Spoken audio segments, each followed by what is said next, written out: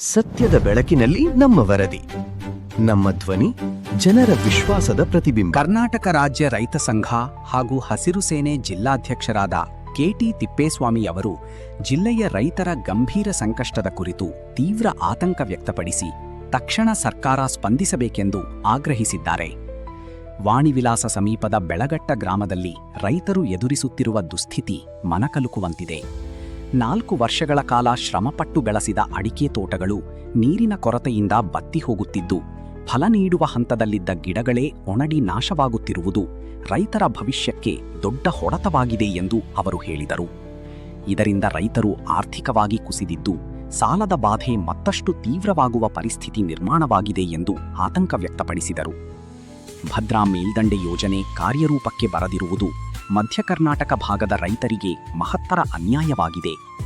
ಕೇಂದ್ರ ಸರ್ಕಾರದಿಂದ ವಾಪಸು ಪಡೆದಿರುವ 5,350 ಕೋಟಿ ಅನುದಾನವನ್ನು ತಕ್ಷಣವೇ ಮರುಮಂಜೂರು ಮಾಡಿ ಯೋಜನೆಯನ್ನು ಶೀಘ್ರ ಜಾರಿಗೆ ತರಬೇಕು.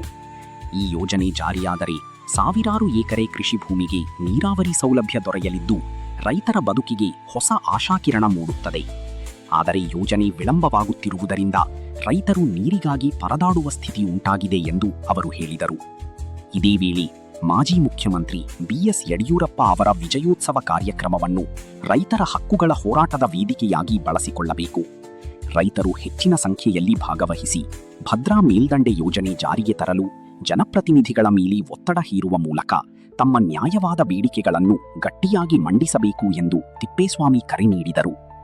ಸರ್ಕಾರ ತಕ್ಷಣವೇ ಹಾನಿಗೊಳಗಾದ ಅಡಿಕೆ ಬೆಳೆಗಳಿಗೆ ಪರಿಹಾರ ಘೋಷಿಸಿ ಸಂಕಷ್ಟದಲ್ಲಿರುವ ರೈತರಿಗೆ ಆರ್ಥಿಕ ನೆರವು ನೀಡಬೇಕು. ಬೆಳೆ ನಷ್ಟದ ಸಮಗ್ರ ಸಮೀಕ್ಷೆ ನಡೆಸಿ ಪ್ರತಿಯೊಬ್ಬ ರೈತನಿಗೂ ನ್ಯಾಯಸಮ್ಮತ ಹಾಗೂ ಸಮರ್ಪಕ ಪರಿಹಾರ ಒದಗಿಸಬೇಕು.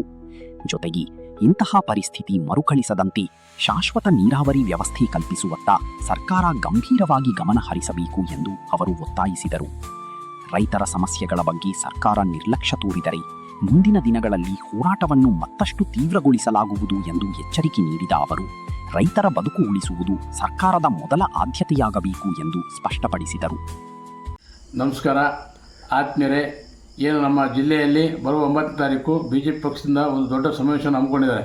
ಈ ಸಮಾವೇಶವನ್ನು ನಾವು ಸ್ವಾಗತ ಮಾಡ್ತಾ, ಈ ಸಮಾವೇಶಕ್ಕೆ ಕೇಂದ್ರ ಸಚಿವರಾದ ಅಮಿತ್ ಶಾ ಅವರು ಹಾಗೂ ಎಲ್ಲ ಸಚಿವರು ಮತ್ತು MP ಗಳು ಆ ಸಮಾವೇಶಕ್ಕೆ ಬರ್ತಾ ಇದ್ದಾರೆ.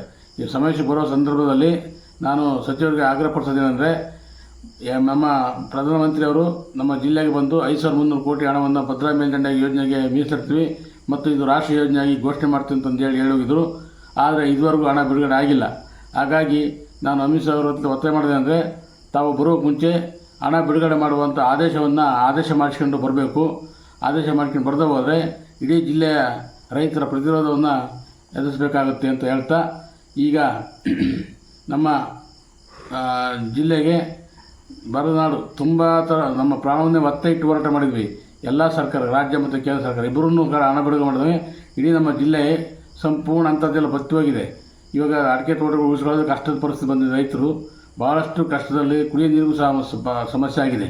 ಹಾಗಾಗಿ ಕೂಡಲೇ ಕೇಂದ್ರ ಸರ್ಕಾರ 5,300 ಕೋಟಿ ಹಣವನ್ನು ಬಿಡುಗಡೆ ಮಾಡಬೇಕು ಮತ್ತು ರಾಜ್ಯ ಸರ್ಕಾರ ಕೂಡ ಬಿಡುಗಡೆ ಮಾಡಿ ಕೆಲಸ ಶುರು ಮಾಡಬೇಕು ಅಂತ ಒತ್ತಾಯ ಮಾಡ್ತಾ, ದಯಮಾಡಿ ನಾನು ಯಾವುದೇ BJP ವಿರೋಧಿ ಅಲ್ಲ.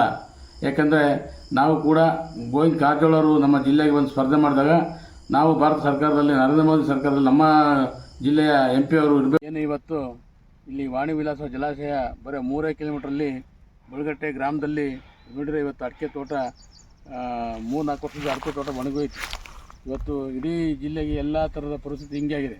ಈಗ ಇವತ್ತು ಈ ತೋಟದಲ್ಲಿ ಆ ತೋಟ ಅಂತಂದೇಳಿ ಇಲ್ಲಿ ಈ ಗ್ರಾಮಗಳಿಗೆ ಸುಮಾರು 3-4 ತೋಟಗಳಿಗಾಗಿ ಒಣಗೋಗಿದ್ದಾವೆ. ಸರ್ಕಾರದವರು ಭದ್ರಾ ಮೇಲ್ದಂಡೆ ಯೋಜನೆ ಜಾರಿಗೊಳಿಸಬೇಕು ಅಂತಂದೇಳಿ ನಾವು ಭಾಳಷ್ಟು ಹೋರಾಟ ಮಾಡಿದ್ವಿ. ಆದರೆ ಇದು ಯಾವುದನ್ನು ಸರ್ಕಾರ ಗಮನಿಸೋದ್ರಿಂದ ಈಗ ನೋಡಿ, ಅಡಿಕೆ ತೋಟ ಸಾಕಲಿಕ್ಕೆ ಎಷ್ಟು ದುಡ್ಡು ಖರ್ಚು ಮಾಡಿದ್ದಾರೆ, 10 ಲಕ್ಷ ಖರ್ಚು ಮಾಡಿರ್ತಾರೆ. ನಾವು ನಮ್ಮ ತೋಟಗಳನ್ನು ನಮ್ಮ ಮಕ್ಕಳ ಥರ ಸಾಕಿರ್ತೀವಿ. ಈ ತೋಟಗಳು ನಮ್ಮ ಕಣ್ಣು ಮುಂದೆ ಒಣಗೋದ್ರೆ ನಮಗೆ ಎಷ್ಟು ನೋವಾಗುತ್ತೆ ರೈತರಿಗೆ. ಹಾಗಾಗಿ ಸರ್ಕಾರ ಕೂಡಲೇ ಭದ್ರಾ ಮೇಲ್ದಂಡೆ ಯೋಜನೆ ಜಾರಿಗೊಳಿಸಿ ಬೇರೆ ಜಿಲ್ಲೆಗೆ ನೀರಿಸಬೇಕು ಅಂತೇಳಿ ನಾವು ಸರ್ಕಾರವನ್ನು ಒತ್ತಾಯ ಮಾಡ್ತಿದ್ವಿ. ನಮಸ್ಕಾರ.